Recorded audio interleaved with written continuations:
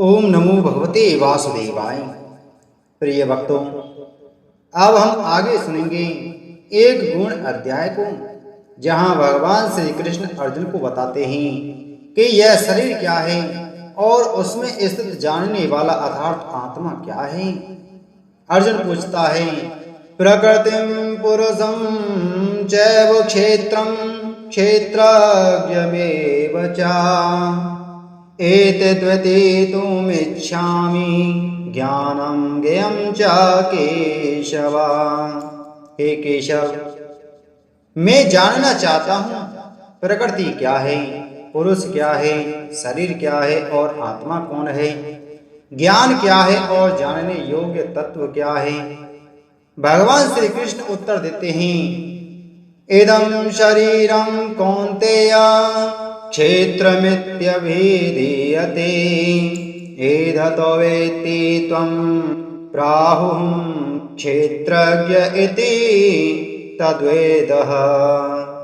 हे अर्जुन, यह शरीर क्षेत्र है यानी कर्म भूमि, और जो इसे जानता है वह क्षेत्रज्ञ है यानी आत्मा। फिर वे कहते हैं, हे भरतवंशी अर्जुन, जान ले सभी शरीरों में जो जानने वाला है वह मैं ही हूँ। क्षेत्र शरीर और क्षेत्रज्ञ आत्मा का विवेक ही सच्चा ज्ञान है। प्रिय भक्तगणों, आइए आज मैं आपको श्रीमद् भगवत गीता के 13वें अध्याय की कथा का श्रवण कराऊंगा। सबसे पहले हम जानते हैं श्रीमद् भगवत गीता के 13वें अध्याय की कथा के सुनने से हमें किस प्रकार के फल की प्राप्ति होती है।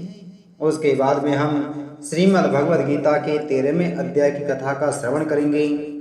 श्री नारायण जी कहते हैं कि हे लक्ष्मी, अब 13वें अध्याय की अगाध महिमा का वर्णन सुनो।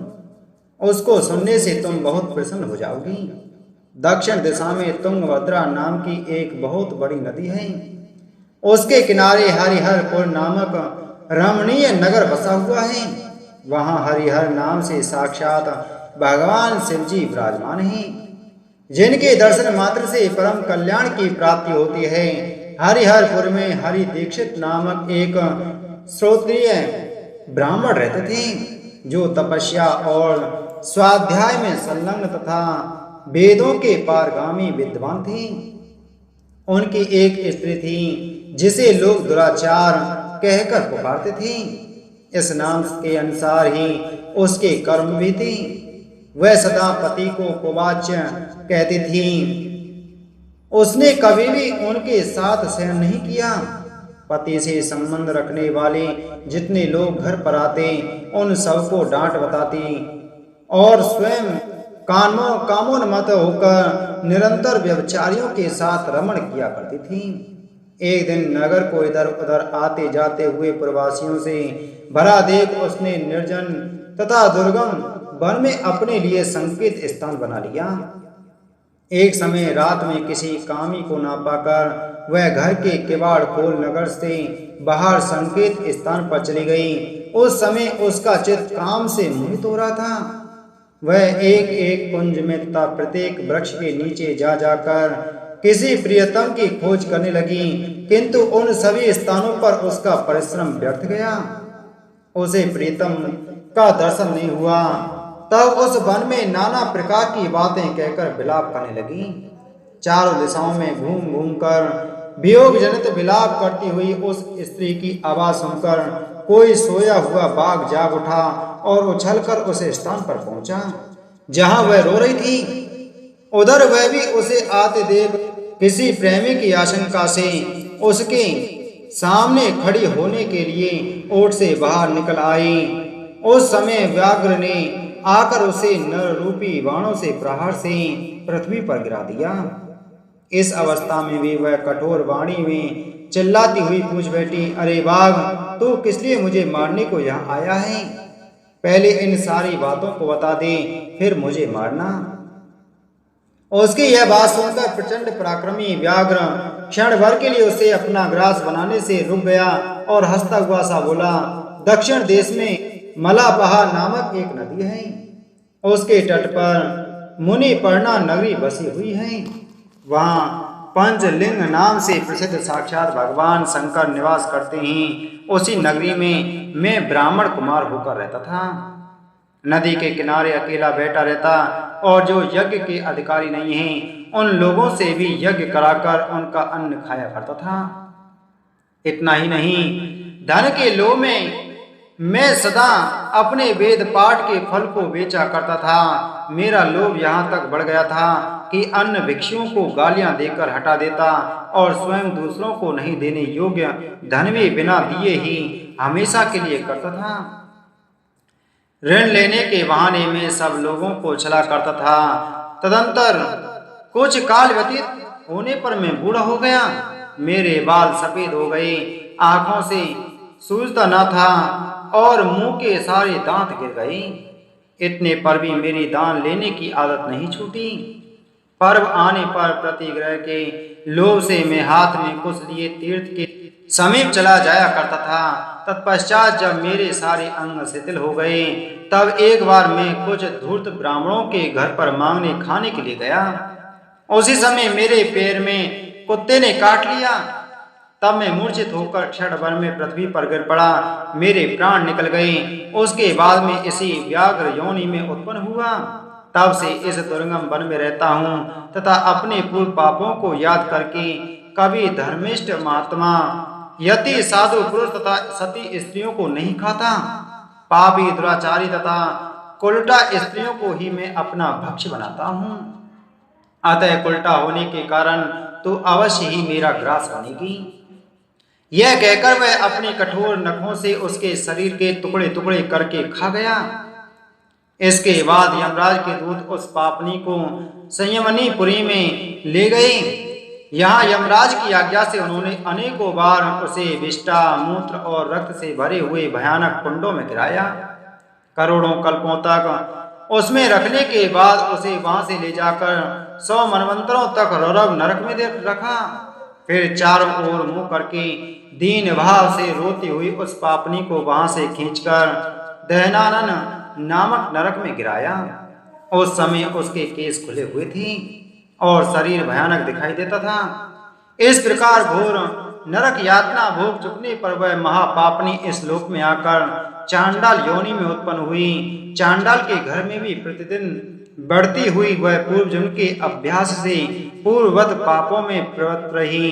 फिर उसे कोढ़ और राजयक्षमा का रोग हो गया। नेत्रों में पीड़ा होने लगी। फिर कुछ काल के पश्चात वह पुनः अपने निवास स्थान हरिहरपुर को गई, जहाँ भगवान शिव के अंतपुर की स्वामिनी जम्मका देवी विराजमान है। वहां उसने वासुदेव नामक एक पवित्र ब्राह्मण का दर्शन किया, जो निरंतर गीता के 13वें अध्याय का पाठ करता रहता था। उसके मुख से गीता का पाठ सुनते ही वह चांडाल शरीर से मुक्त हो गई और दिव्य देह धारण करके स्वर्गलोक में चली गई। नारायण कहते हैं कि हे लक्ष्मी, अब मैं तुम्हें श्रीमद् भगवत गीता के 13वें अध्याय की कथा सुनाता हूँ। श्री भगवान बोले, हे अर्जुन, यह शरीर क्षेत्र इस नाम से कहा जाता है और इसको जो जानता है उसको क्षेत्रज्ञ इस नाम से उनके तत्व को जानने वाले ज्ञानी जन कहते हैं। हे अर्जुन, तू सब क्षेत्रों में क्षेत्रज्ञ अर्थात जीवात्मा भी मुझे ही जान और क्षेत्रज्ञ को अर्थात विकास सहित प्रकृति का और पुरुष का जो तत्व जानना है वह ज्ञान है, ऐसा मेरा मत है। वह क्षेत्र जो और जैसा है तथा जिन विकारों वाला है और जिस कारण से जो हुआ है, तथा क्षेत्रज्ञ भी जो और जिस प्रभाव वाला है, वह सब संक्षेप में मुझसे सुन। यह क्षेत्र और क्षेत्रज्ञ का तत्व ऋषियों द्वारा बहुत प्रकार से कहा गया है और विविध वेद मंत्रों द्वारा भी विभाग पूर्वक कहा गया है तथा भली भांति निश्चय किए हुए युक्ति युक्त ब्रह्म सूत्र के पदों द्वारा भी कहा गया है। 5 महाभूत अहंकार, बुद्धि और मूल प्रकृति भी तथा 10 इंद्रियां, 1 मन और 5 इंद्रियों के विषय अर्थात शब्द, स्पर्श, रूप, रस और गंध तथा इच्छा, द्वेष, सुख, दुख, स्थूल देह का पिंड, चेतना और धृति, इस प्रकार विकारों के सहित यह क्षेत्र संक्षेप से कहा गया। श्रेष्ठता के ज्ञान का अभिमान का अभाव, दंभाचरण का अभाव, किसी प्राणी को किसी प्रकार भी न सताना, क्षमा भाव, मन वाणी आदि की सरलता, श्रद्धा भक्ति सहित गुरु की सेवा, बाहर भीतर की शुद्धि, अंतःकरण की स्थिरता और मन इंद्रियों सहित शरीर का निग्रह, इस लोक और परलोक संपूर्ण भोगों में आसक्ति का अभाव और अहंकार का भी अभाव, जन्म मृत्यु जरा और रोग आदि में दुख और दोषों का बार बार विचार करना, पुत्र स्त्री घर और धन आदि में आसक्ति का अभाव, ममता का न होना तथा प्रिय और अप्रिय की प्राप्ति में सदा ही चित्त का सम रहना, मुझ परमेश्वर में अनन्य योग के द्वारा अव्यभिचारिणी भक्ति तथा एकांत और शुद्ध देश में रहने का स्वभाव और विषयासक्त मनुष्यों के समुदाय में प्रेम का न होना, अध्यात्म ज्ञान में नित्य स्थिति और तत्व ज्ञान के अर्थ रूप परमात्मा को ही देखना, यह सब ज्ञान है और जो इससे विपरीत है वह अज्ञान है, ऐसा कहा है। जो जानने योग्य है तथा जिसको जानकर मनुष्य परमानंद को प्राप्त होता है उसको भली भांति कहूंगा। वह अनादि वाला पर ब्रह्म न सत ही कहा जाता है न असत ही। वह सब और हाथ पैर वाला और सब और नेत्र सिर और मुख वाला तथा सब और कान वाला है, क्योंकि वह संसार में सबको व्याप्त करके स्थित है। वह संपूर्ण इंद्रियों के विषयों को जानने वाला है, परंतु वास्तव में सब इंद्रियों से रहित हैं तथा आसक्ति रहित होने पर ही सबका धारण पोषण करने वाला और निर्गुण होने पर भी गुणों को भोगने वाला है। वह चराचर सब भूतों के बाहर भीतर परिपूर्ण है और चर अचर भी वही है, और वह सूक्ष्म होने से अवेज्ञ है तथा अति समीप में और दूर में भी वहीं स्थित है। वह परमात्मा विभाग रहित एक रूप से आकाश के सदस्य परिपूर्ण होने पर भी चराचर संपूर्ण भूतों में विभक्त सा स्थित प्रतीत होता है तथा वह जानने योग्य परमात्मा के विष्णु रूप से भूतों को धारण पोषण करने वाला और रुद्र रूप से संहार करने वाला तथा ब्रह्मा रूप से सबको उत्पन्न करने वाला है। वह पर ब्रह्म ज्योतियों का भी ज्योति और माया से अत्यंत परे कहा जाता है। वह परमात्मा बोध स्वरूप जानने के योग्य तथा तत्व ज्ञान से प्राप्त करने योग्य है और सबके हृदय में विशेष रूप से स्थित है। इस प्रकार क्षेत्र तथा ज्ञान और जानने योग्य परमात्मा का स्वरूप संक्षेप से कहा गया। मेरा भक्त इसको तत्व से जानकर मेरे स्वरूप को प्राप्त होता है। प्रकृति और पुरुष इन दोनों को ही तू अनादि ज्ञान और राग द्वेष आदि विकारों को तथा त्रिगुणात्मक संपूर्ण पदार्थों को भी प्रकृति से ही उत्पन्न जान। कार्य और करण को उत्पन्न करने में हेतु प्रकृति कही जाती है और परम जीवात्मा सुख दुखों के भोक्तापन में अर्थात भोगने में हेतु कहा जाता है। प्रकृति में स्थित ही पुरुष प्रकृति से उत्पन्न त्रिगुणात्मक पदार्थों को भोगता है और इन गुणों का संग ही इस जीवात्मा का अच्छी बुरी योनियों में जन्म लेने का कारण है। इस देह में स्थित वह आत्मा वास्तव में परमात्मा ही है। वही साक्षी होने से उपद्रष्टा और यथार्थ सम्मति देने वाला होने से अनुमंता, सबका धारण पोषण करने वाला होने से भरता, जीव रूप से भोक्ता, ब्रह्म आदि का भी स्वामी होने से महेश्वर और शुद्ध सच्चिदानंद घन होने से परमात्मा, ऐसा कहा गया है। इस प्रकार पुरुष को और गुणों के सहित प्रकृति को जो मनुष्य तत्व से जानता है वह सब प्रकार से कर्तव्य कर्म करता हुआ भी फिर नहीं जन्मता। उस परमात्मा को कितने ही मनुष्य तो शुद्ध हुई सूक्ष्म बुद्धि से ध्यान के द्वारा हृदय में देखते हैं, अन्य कितने ही ज्ञान योग के द्वारा और दूसरे कितने ही कर्मयोग के द्वारा देखते हैं अर्थात प्राप्त करते हैं। परंतु इनसे दूसरे यथार्थ जो मंद बुद्धि वाले पुरुष हैं वे इस प्रकार न जानते हुए दूसरों से यथार्थ तत्व के जानने वाले पुरुषों से सुनकर ही तदनुसार उपासना करते हैं, और वे श्रवण परायण पुरुष भी मृत्यु रूप संसार सागर को निसंदेह तर जाते हैं। हे अर्जुन, यावन मात्र जितने भी स्थावर जंगम प्राणी उत्पन्न होते हैं, उन सबको तो क्षेत्र और क्षेत्रज्ञ के संयोग से ही उत्पन्न जान। जो पुरुष नष्ट होते हुए सब चराचर भूतों में परमेश्वर को नाश रहित और संभाव से स्थित देखता है, वही यथार्थ देखता है। क्योंकि जो पुरुष सब में संभाव से स्थित परमेश्वर को समान देखता हुआ अपने द्वारा अपने को नष्ट नहीं करता, इससे वह परम गति को प्राप्त होता है।